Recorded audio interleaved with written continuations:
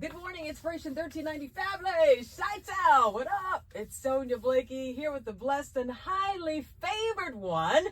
It's been a minute. We've been trying to make this happen.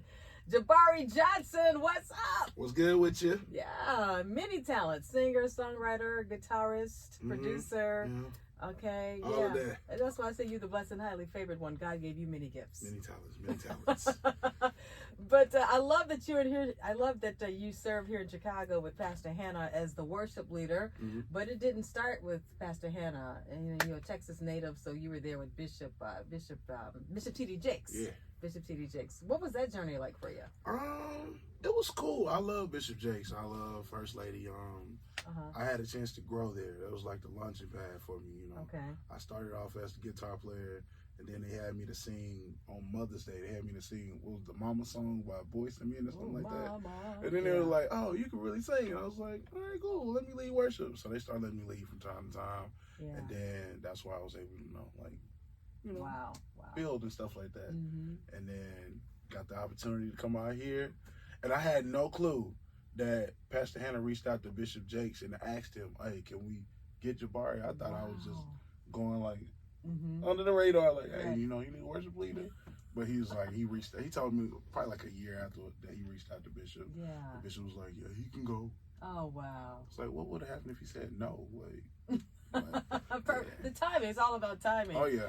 And Jabari, I mean, I first got to know you as a guitarist, and so when you blossomed, I would say, into this worship leader, this singer, this songwriter, I was actually shocked. I was like, I didn't know he had all that in him. Mm-hmm.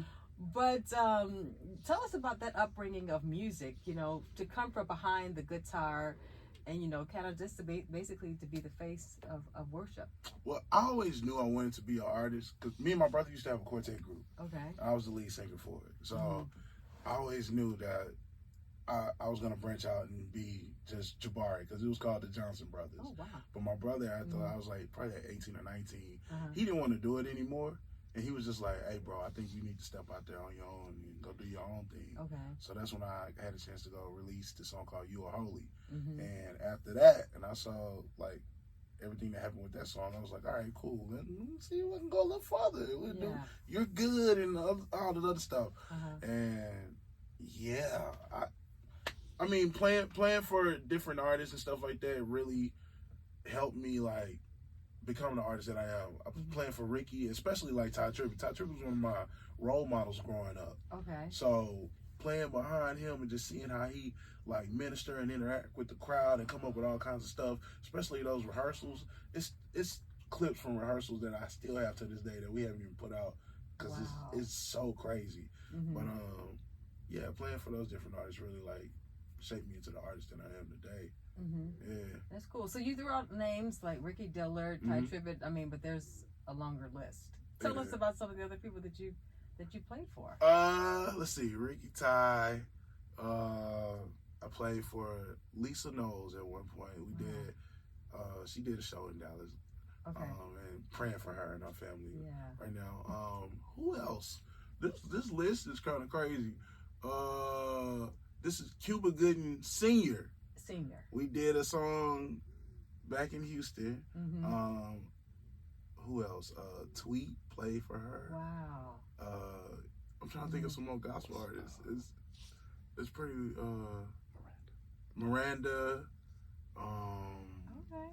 I mean, it's a long list. Okay. It's Tasha Cobbs. Okay, here we go. Now it's coming back to me. Tasha Cobbs. Yeah, I'm gonna have to look at the list. It's long. That's amazing that you John P. Key. Yeah. So you've experienced a lot of sounds. Oh yeah. And how have you been able to find your sound? Because when you say quartet, because I've seen you in many sessions and events. Yeah.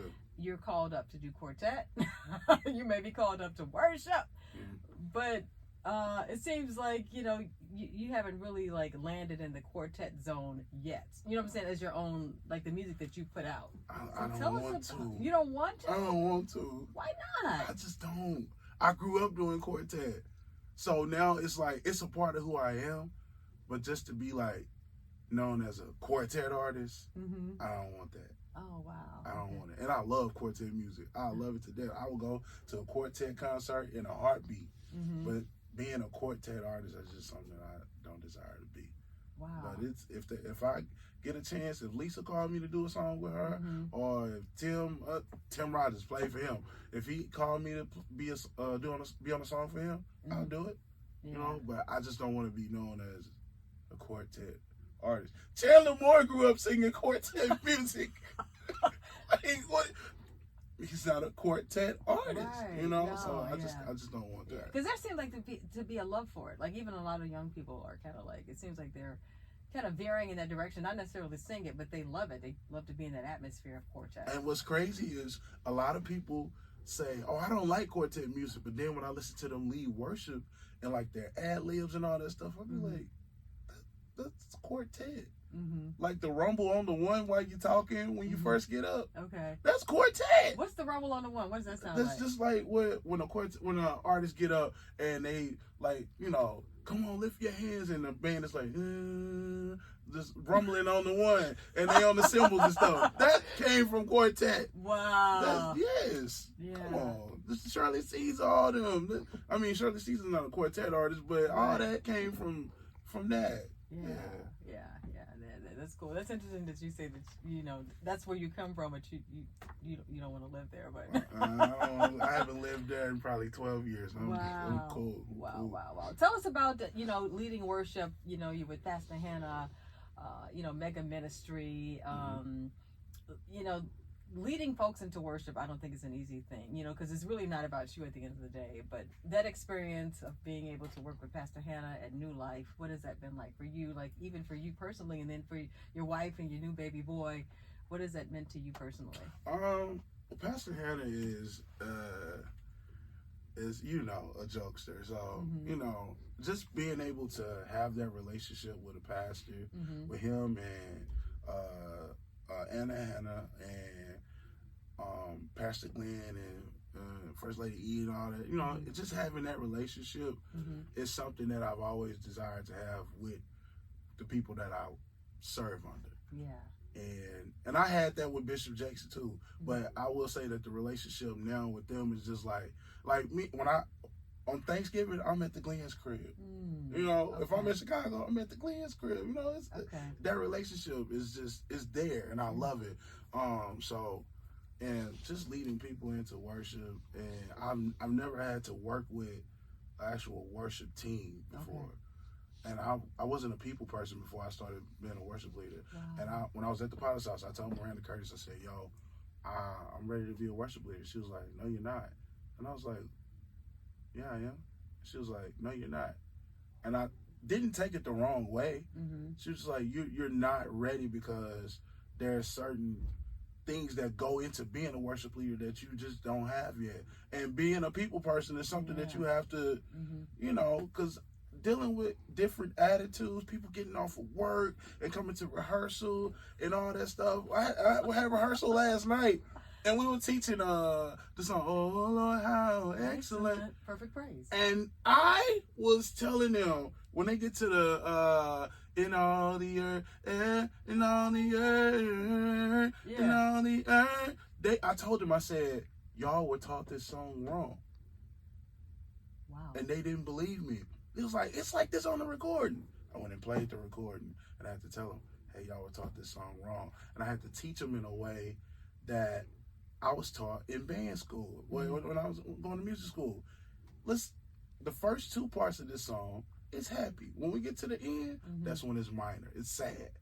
And that's the only way that they got it. Okay. But, you know, just those little moments like that, I wasn't ready for that 4 or 5 years ago when I told Miranda I wanted to be a worship leader. I wouldn't know how to work through those moments. I would have just got mad and been like, "Forget it, we go into another song." Right. You know, so yeah, it's been an experience, but it's been worth it. That's good. And you brought up my wife and my baby boy, and I love them so much.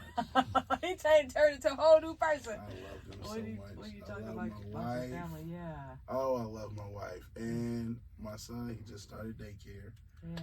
Yeah, showed you those pictures. He's a character. My mom came down when he was like maybe a month. She was like, "Oh, he's so precious. This is my little boy." And then she came back last week, and I let her know before she got there, I said, the baby you knew when he was 1 month is not the same kid at 4 months. And it's been such a joy watching him just transform, just turn into who he's gonna be. You know what I'm saying? Just the process. Yeah. And you know, I love him. I love him. This is my firstborn. It's my son. It's my boy. Jabari Johnson, you gave us Fixed Fight. I love it. Still playing it. And now you got a new one, Can't Stop. Tell us about your new music, sir. Can't Stop. So I grew up Kojic. Oh, there was this lady. Are you there? Okay, that's the best, church organization ever. Don't kill me, Baptist people. I love y'all too. But I grew up Kojic. There was this lady by the name of Mother Haynes. She actually bought me one of my first real guitars. It was a brown Ibanez. She would always say, when I think of the goodness of Jesus and all that he's done for me, my soul cries out, thank God for saving me. And then she will break out into violent tongues after that. Okay. Yes. So I was like, I want to go back to my roots. I wrote a song. It was at the crib. It was like 9 of my friends were there. Some of them can sing, some of them can't. Okay. And I was like, y'all come up to the studio real quick. And we recorded the background vocals 2 years ago. Wow. And I just sat on the song for so long. And then I was just like, I was trying to work out a different deal with the label I was with. And then things just didn't work out. And then they ended up closing down. And I was like, I'm about to put this song out by myself. So I did it, recorded the lead vocals at New Life on a Sunday morning. Wow. We had I told him, I said, we got 2 chances to get this song recorded, get it right. If we don't get it today, I'm done with it. The first service, 9:30 service, it was so good that I didn't even care what we got at 12:30. Wow. I still haven't heard what we recorded at 12:30. Wow. And took those, lead vocals and the audience mics and all that stuff, put it on the song, made it sound like it was a live recording. I was like, this is good, let's put it out. And it's just simply a testimony that, it's a lot of stuff that we go through. And a lot of things that we face, especially today with everything that's going on in the world with the government and all that stuff. Old Cheeto, Trump, and Okay. But no matter what we go through, no matter what we face, we can't stop praising the name of Jesus because we know who got the final say. That's good. Before you get up out of here, talk to somebody that may be trying to transition out of one area of ministry into another one. I mean, of course, you still play the guitar. I mean, that's still part of who you are. But even when I think about Jason Nelson and Fred Hammond, yes, how you guys have kind of blossomed outside of just the guitar or just an instrument. What would you say, encourage any type of worship leader, musician, anybody that's kind of in that space? Don't be scared to step out there, step out on faith. That's what I had to do.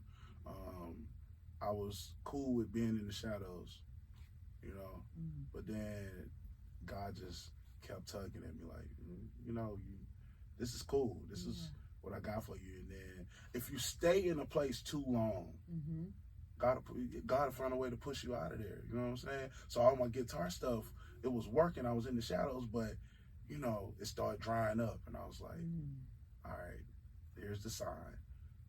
I need to step out on faith and do what you asked me to do. So I would say, don't be scared to step out on faith. Just trust God, and He'll make the way.